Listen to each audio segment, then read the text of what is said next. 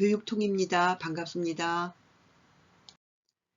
여기서는 콜맨 보고서를 살펴볼 텐데요. 콜맨 보고서가 나오게 된 배경에 대해서 알아야 할 것 같아요. 그래서 간단히 설명해 보겠습니다. 사회도 그렇고요. 또 교육사회학은 말할 것도 없고요. 교육에 큰 관심을 가지고 있죠. 그 이유들이야 많겠지만요. 중요한 이유들 중에 하나는 뭐냐 하면 학교 교육을 통해서 평등한 사회를 만들어 보자는 거예요. 다시 말하면 학교를 사회 불평등 해소의 기제로 삼는다는 거죠. 이러한 배경에서요, 이론적으로도 여러 가지 평등관이 나오게 되었고요. 또 정책적인 조처들이 시행되었습니다.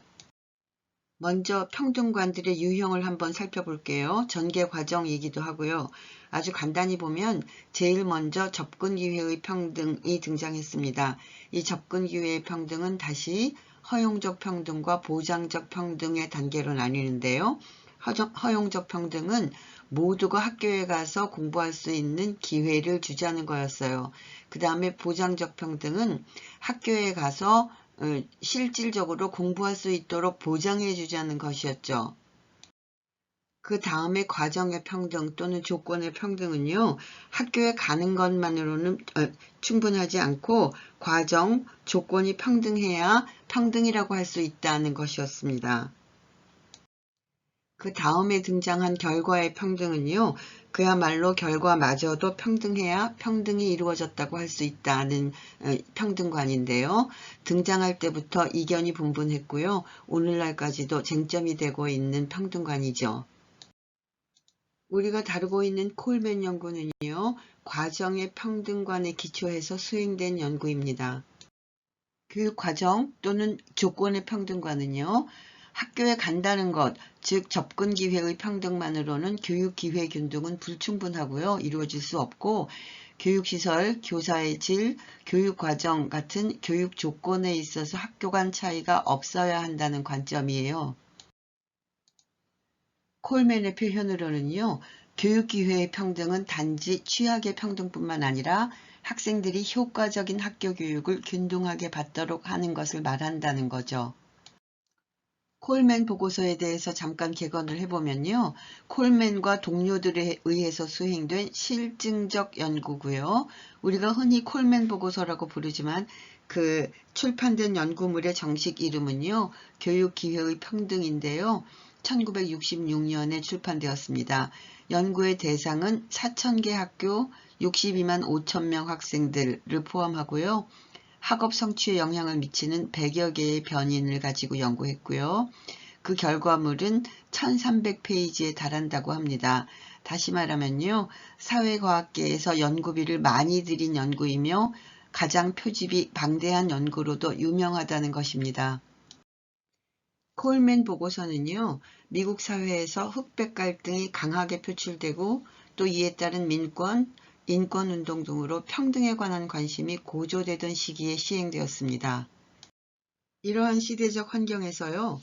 콜맨 보고서는 흑인 또는 소수민족 아동들이 다니는 학교하고 중류계층 아동들이 다니는 학교 간의 성취 격차가 있는데 그 성취 격차는 도대체 왜 생기는 거냐? 바로 학교의 조건 때문에 생긴다는 가설에서 출발을 했던 거고요. 그래서 연구 목표는요. 학교 도서관, 교과서, 교사의 능력, 같이 학업 성취를 결정하는 학교의 교육 조건의 차이를 밝히고요. 또 이러한 조건의 차이가 실제 성적에 어떻게 반영되었는가를 분석하는 것이었어요. 다시 말하면요. 가설을 검증하자는 것이었죠. 이렇게 콜맨 연구의 전제는요. 교육평등의 저해 요인은 학교의 격차에 있다는 데서 출발을 했는데요. 그 결론은 어땠을까요? 연구의 결론은요. 연구의 가정과는 다르게 나왔는데요. 학교의 교육 여건의 차이가 성취 격차에 미치는 영향은 아주 미미하다는 것이었습니다. 학업 성취에 커다란 영향을 미치는 요인으로는 학생의 가정 배경 한 가지는요. 다른 한 가지는 동료 집단이라는 결론이 나왔죠. 콜맨 보고서는 여러 가지 변화를 가져왔는데요. 네 가지로 설명해 보면 다음과 같습니다. 첫째, 평등을 보는 관점이 과정 및 조건의 평등에서 결과의 평등으로 전환되는 계기가 되었고요. 여기서 결과의 평등이란 교육 결과가 같지 않으면 평등이 아니라는 관점입니다.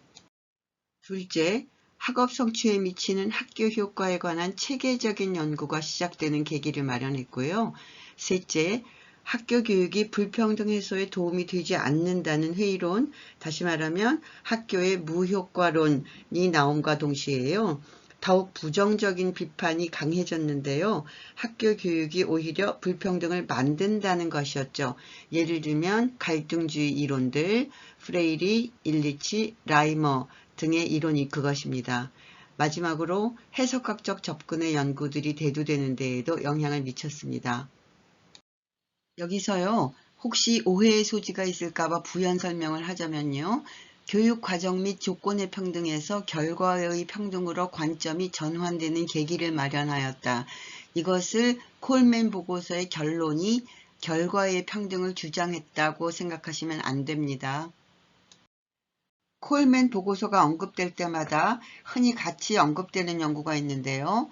젠크스가 1972년에 발간한 불평등이라는 연구예요. 그 연구의 결과도요. 학생들의 학업 성취의 차이는 학교의 물리적 조건 때문에 생기는 것은 아니다. 그렇기 때문에 교육 재정을 늘려서 물리적 조건이 좋지 않은 학교의 조건을 정비한다고 해도 점수차를 낮추지는 못한다는 거였습니다. 콜맨, 젠크스 등의 연구에 대한 비판도 있었는데요. 그 요점은 학업 성취에 직접 영향을 주는 실제 교수 과정, 교육 과정의 조직, 교사의 지도 방법 같은 변수는 고려하지 못했다는 거였습니다. 그러니까 학교가 지적 차이를 줄이지 못하고 있다는 결론을 바로 내리는 것은 성급하다는 비판이었죠. 콜맨, 젠크스 등의 연구들은 방법상의 미비점으로 비판을 받았지만 아직까지도 교육과 평등에 관해서 많은 영향을 미치고 있습니다. 아직까지 살펴본 콜맨 보고서도 중요하지만 그 후속 연구도 그만큼 중요한데요. 콜맨은 이후에 후속 연구들을 내놓았습니다. 앞에서 콜맨 보고서는요, 가정 배경과 동료 집단이 학업 성취에 영향을 미치는 요인이라는 결론을 내렸다고 했잖아요. 콜맨은 이 두 가지 요인 중에서 가정 배경 요인을 세 가지 자본으로 설명합니다. 경제적 자본, 인간 자본, 사회적 자본이 그것이죠. 학업 성취에 영향을 미치는 가정 배경 요인 중에서 경제적 자본은요, 자녀의 학업 성취를 도울 수 있는 부모의 물질적 지원 능력인데요.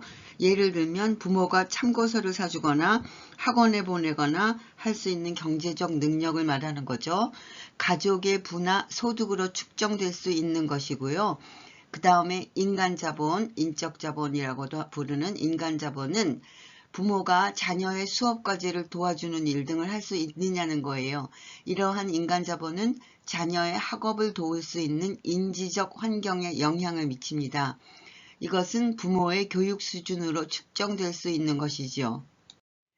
그 다음으로 사회적 자본, 사람들 사이의 사회적 관계를 뜻하는 사회적 자본이라는 용어는 우리가 다 알고 있는 거잖아요. 그런데 콜맨은 이 사회적 자본을 가족 내 사회적 자본과 가족 밖 사회적 자본으로 나누었습니다. 가족 밖 사회적 자본, 가족 밖 사회적 자본은요, 우리가 일반적으로 사용하고 있는 넓은 의미의 사회적 자본을 뜻하는 건데요. 예를 먼저 들면 부모가 어떤 이웃과 살고 있느냐, 어떤 학교 또는 어떤 지역사회에 거주하고 있느냐, 어떤 친구를 사귀고 있냐, 어떤 단체에 가입하고 있느냐, 또 더 나아가서 교사와 어떤 관계를 유지하고 있는가 등등등을 말하는 것으로요. 부모들이 가정 밖에서 다른 사람들과 맺고 있는 사회적 관계를 뜻하는 것입니다. 마지막으로 가족 내 사회적 자본이 있는데요. 가족 내 사회적 자본은 부모와 자녀 사이의 사회적 관계 속에 형성되는 것으로요. 좁은 의미의 사회자본인데요. 우리가 부모와 자녀 사이의 인간관계, 사회적 관계의 중요성을 알고 있잖아요. 그런데 그것을 자본이라고 얘기하지는 않았죠.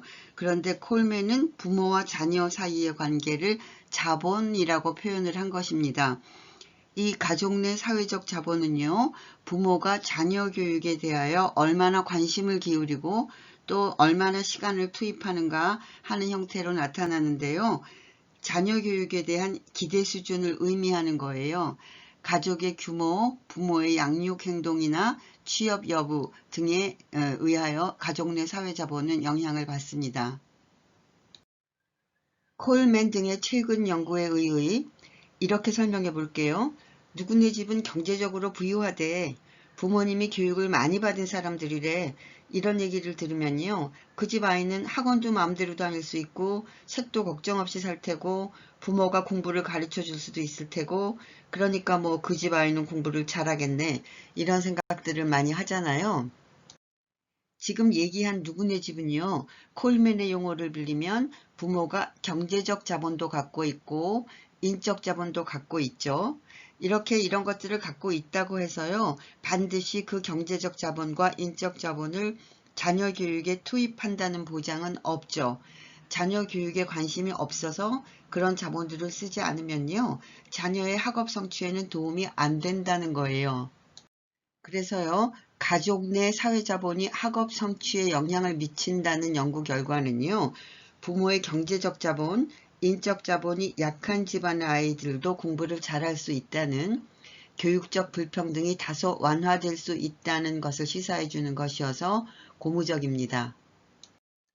오늘의 내용은 여기까지입니다. 이 강의를 위해서 김천기 교육의 사회학적 이해, 이종각 베이직 교육사회학, 이현청 교육사회학 등을 참고했습니다. 수고하셨습니다. 감사합니다.